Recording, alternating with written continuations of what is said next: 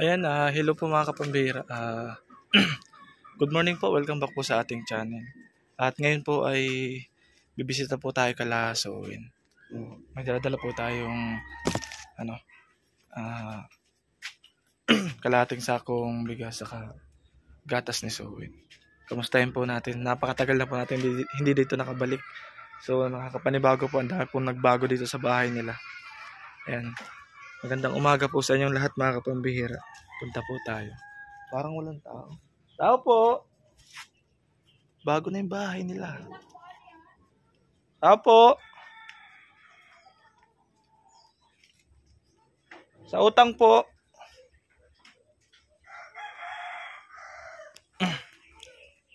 Nag-iiyak po si Sowin. Nag-iiyak. Naririnig ko po yung iyak. Dami pang sabi dito. Ayan, sobrang dami mga sabaw. Ay, nag-iiyak yung bata. Nag-iiyak.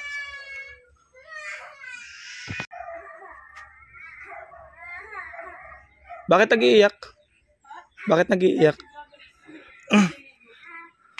Pinaliguan mo? Kamusta?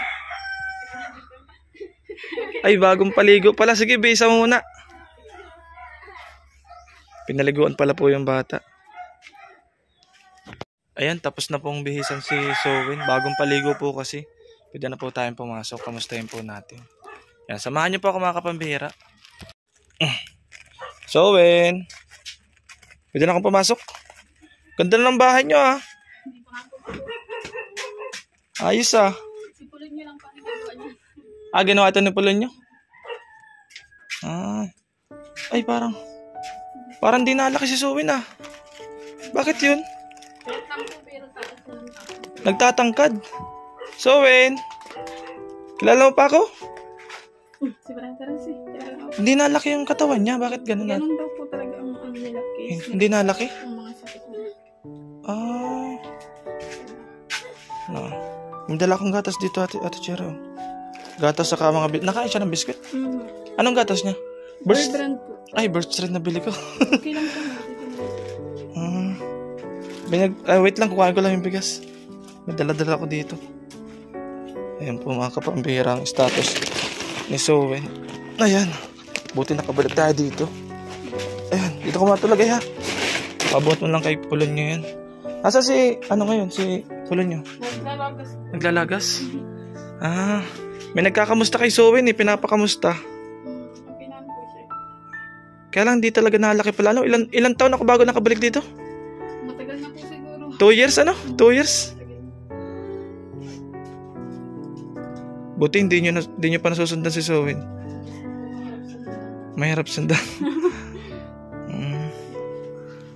Sige. Salamat pa si Brother ha. Nakaka-recognize siya. Si Brother. Smile daw ka, Sowin? Smile daw ka? Hello po. Ay, picture ikaw. Nakaawa ko sa kalagayan ni Sowin mga kapambihira. Parang hindi talaga nalaki yung katawan niya. Parang, ba't parang pumapayat siya lalo? Ano yun, di ba ang laki ng braso niya dati? Kaya nga po, di ko po alam sa kanya. Pinapacheck-upan mo pa siya? Hindi na? Galing po kami nung nakaraan sa Talabati. Sa public hospital? Sa public. Kasi nagtitigas yung niya, Parang yung braso niya hindi naglaki eh. Siya po, yan ang payat-payat niya. Ano kayang... Yung mga case, sabi po mga case daw po niya, ganyan talaga sila.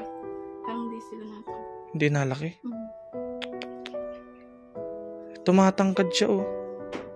Pero yung niya, yung buto niya dati lang walang laman. Payat niya. Kahit po binavitamins. Kahit binavitamins? Naman siyang kumain. Malakas siyang kumain. Ano kinakain niya kanina? Kaya lang bawal siyang kain na masyado kasi nasakit yung tiyan niya. Hindi natutunaw? Kaya lang konti. Bali ilang taon na siya ngayon ate? 7. 7 years old na siya? 7. Kailan nga ang birthday niyan? March 27. Ay, March.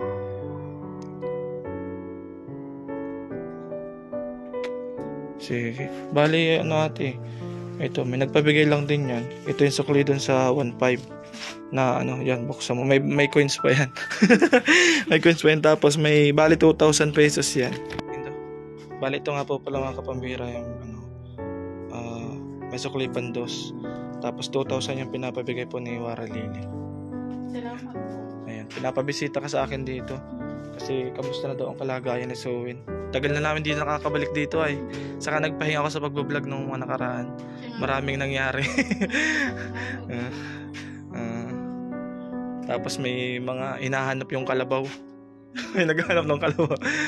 Kamusta naman yung kalabaw pala? Anong ano dun? Ayos naman po. Kaya lang yung baga pong dinala nyo dito. Pinalit po yun kasi hindi siya na ano. Yung sinap ko na... Hindi siya nakabuntis. Tapos yung ngayon, Ewan ko po kung pinaano. ilang buwan na yun? Panibago na naman palit.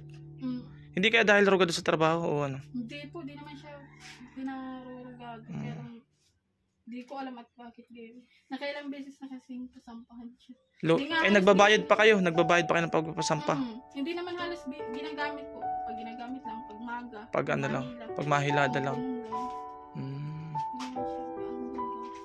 Kasi may naghahanap ng kalabaw, dapat daw ay, sabi nung naghahanap, dapat daw panggamot daw ni Sonia, binili ko daw ng kalabaw. Sabi naman po ng doktor or therapist niya, yung kalagayan ni Sowen, ganyan po siya. Parang sa case niya daw po, hindi na talaga siya makakalakad. Parang ganyan na talaga? Parang iwasan lang daw yung mga complications sa kanya. Halimbawa, nagka-pulmonya, yan daw pa nakakatakot. Yun yung delikado. Kasi ganun daw ang nakakatakot sa case ni Sowen.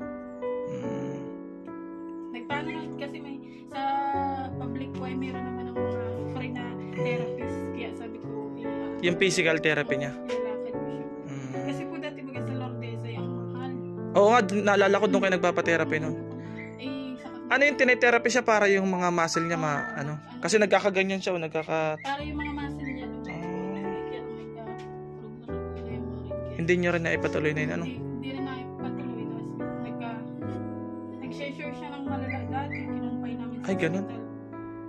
Dami rin pinagdaan. Dami na rin nangyari, ano? Matagal na rin din ako balik dito, hindi ko na alam kung anong... Buti nga, nakakaunti-unti si Ipulon nyo ng pundar. Anong pinakatrabaho niya ngayon sa dati lang? Sa ano lang po siya, sa bundok. May nagtasabi kasi daw, yung kalabaw daw, nahihirapan lang daw kayo doon, pinapahirapan ko pa daw kayo. Ay, di po. Ay, alam nyo, brother, may baboy kaming alaga. Kasi parang ano siya, siyempre pag binenta, may magkakapera rin. Tapos, paalaga din yan. Yun dati? Ay, bago na naman yan? Sino nagpaalaga niyan? Yung kwenta yung kapatid ko. Ikaw yung nag-aalaga. Sabi, may nagsasabi daw ay pinapahirapan ko lang daw kayo sa kalabaw. Hindi naman. Kailangan naman po talaga magsipag. Wala namang halimbawa. Napapanood mo yun? Napapanood mo? Wala namang mabilisang pera. Kaya nga sabi daw ay hindi naman daw talaga pala bigay. Sabi ko daw ay bigay. Paalaga naman daw pala. Ay sinabi ko naman talaga kay Pulon yung hindi yun bigay paalaga. Naintindihan naman po kami. Kaya nga. hindi pa rin naman nanganganak, ano? Okay lang yan kung huwag nyo madaliin kung ano lang kalabasan basta nagagamit. May ko nga po. May balak pa nga yung isang magdagdag ng alagaan karabaw kasi nga. Bakit? Siyempre po pag halimbawa nagkuha na kayo magiging gulo na yan sa amin. Ay mawawalan kayo ng panggamit. Matagal pa naman yun? Tagal pa yun? Kumbaga po ang parang supplement, gatas nito supin, gatas nito parang nakakatulong. Sa karabaw nakakatulong. Nakakatulong. Diba, mahila, edi may kita. Saka isang sako mo Saka imagine 3 taon na andyan pa rin, di naubos yung pera. Kasi kung pera lang yun, wala na yun. Ilang buwan lang yun, ano? Tapos hindi pati yung, di ba, pag mahila ka, di may pera, maibibili ng gatas ni Sowen. Pag ano po bale, ano talaga yung gatas niya? Yung specific na gatas niya? Bear Brand po. Bear Brand adult o yung pambata? Yung ano yun? Anong tawag? Patingin daw para makita ko. Ay, wala kang plastic dyan. Ayun naran Ayan, ito. Pati ako nakakalinis, brother. Bear Brand 45. Ito pala yung gatas. Mali pala yung nabili ko. Sa sunod yun ang bibilin ko. Maliit nga po. Wala yung ganito po niya, isang araw. Isang araw lang yan? Seryoso? Opo, seryoso. Bakit? Yung ganito niya, nagbilak po. Ibig sabihin, ang nakakasurvive, ang nagpapano sa kanya yung gatas talaga. Kasi kung aasa sa kanin, hindi kayang tunawin. Pinapakanin po, mga gatang po. Kunti-kunti lang talaga. Kasi mahirap po siya pag di natunawan ng sakit din siya. Paano mo nasasabing nasakit yung tiyan niya? Nabutog po. Tapos nagang iyak siya? Oo, nag-iiyak. Alam naman po pag masakit yung tiyan, natigas yung tiyan niya. Ah, bloated.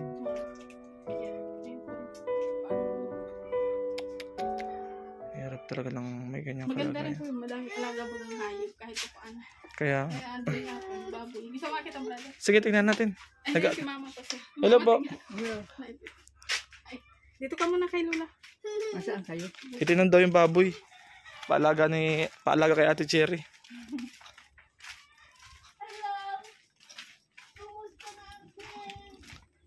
Yung dati yung alaga, okay na yun. Nabenta nyo na yun. Nagkapera kayo doon. Oh, ang late naman ang kulungan nyo. Wala. Ito yung baboy namin. Pero nagkapera kayo doon sa dati yung baboy.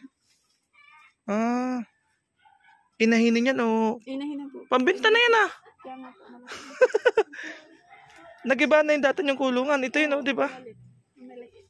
Ah, hindi nyo na. Nakailang salang lang kayo dyan. Dalawa. Ano naman, okay naman. Kumita naman. Kumita na. Ah. Papaanakin para kumita. Manok. Kaso kulang naman yan. Dapat palakin nyo yung kulungan. Siya po pag may budget na po. Abang napagkasya nyo yun dyan, parang ano lang, oh, parang kulungan lang ng manok. May baboy pa lang malaki sa loob. Ayan, oh. Sino nagpalagay? Kapatid nyo? Pwede nang pambinta, oh. Pagbenta na po talaga yan, mga 3 months na po yan. Kaso ang inahinin Ate Cherry, dapat purong puti. Ay, di ko po alam. Mistiso yan ay. Hindi, mistiso ng ano yan, oh, petrain yan, oh. Yung batik-batik niya. Ang iniinahin, purong puti. Large white o kaya ay... Pero maganda. Oo, yun ang magandang inahinin. Mistiso na kasi yan ay. Pwede na nga pambinta. Panlitsyon. Ang dami nang nagbago dito. Ano? Bawal na pala dyan dumaan sa kabila. Dito, pwede ako dumaan dito palabas? Oo, may daan dyan. Dito, ang putik ay. Baon-baon yung motor. Adi, balik na ako dito.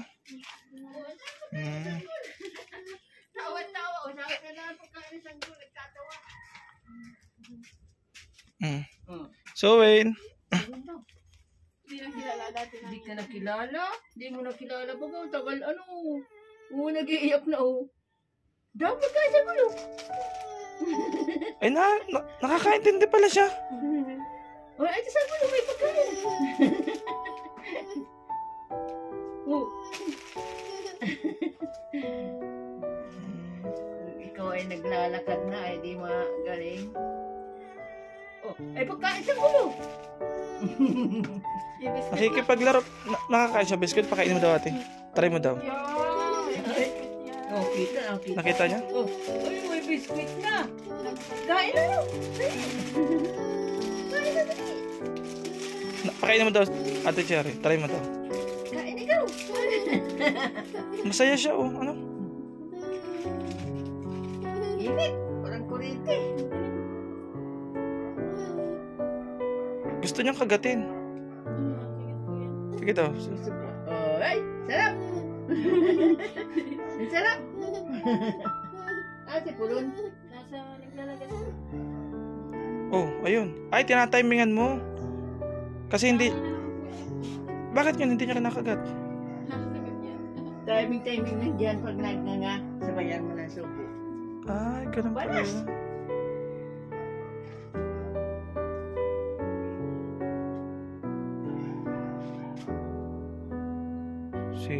Sige Ate Cherry, paano? Dito na matagal at oh. Ayan, Ate Cherry, anong gusto mong sabihin kay Wara Lily? Siya nagbigay nito saka nitong bigas kasi pinapakamusta si Sowen kasi napanood na niya yung matagal pa eh. Tapos nagkaroon pa ng issue sa Kalabaw. Sabi, balikan ko daw dito at kamustahin nga daw kayo. Eh, matagal gusto rin makita si Sowen. Ayan po yung kalagayan ni Sowen ng mga kapambihira. So, ayan, Ate Cherry, anong masasabi mo kay... Salamat po, Ma'am Wara Lily, dahil naalaala mo kami ni Sowen. Malaking blessing po yung binigay ninyo. Malaking blessing na rin sa akin. Maraming salamat po. More blessing to come po sa inyo. Tapos yung about doon sa Kalabaw, anong gusto mong sabihin doon sa issue sa Kalabaw? Doon naman po sa Kalabaw, hindi naman po kami napapagod doon or ano.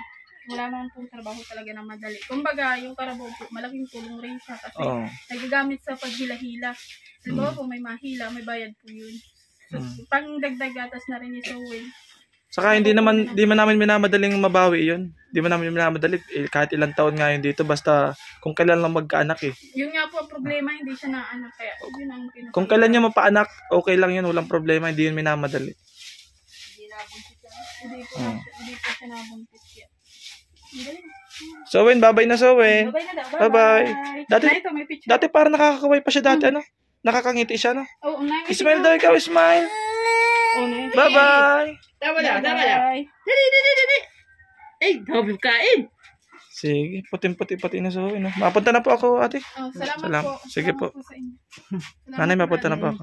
Mga kapambira, thank you so much po sa sa inyong panonood. Maraming salamat po. Bali, nagulat po ako sa sitwasyon nila. Si Sowin po ay nakita po niya yung sitwasyon niya. Hindi siya tumataba. Ganun pala po yung case ni Sowin. So, kailangan lang talagang tiyagaan na lang po talaga, alalayan ng gatas. Saka grabe pala yung ilang kilo natin, Cherry, yung gatas niya? Isang araw? Isang araw yung Kalahating kilo? ito, ano lang ito. 300 grams isang araw, grabe. Kasi po yun po yung kasi sa kanin po, hindi po siya masyado nakakain ng kanin. Yung panunaw niya mahina.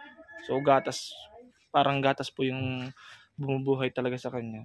So at yung naman pong issue sa kalabaw, ayan po. Si Ate Cherry na po mismo yung nagsalita, ay nandyan po yung kalabaw at napapakinabangan po nila.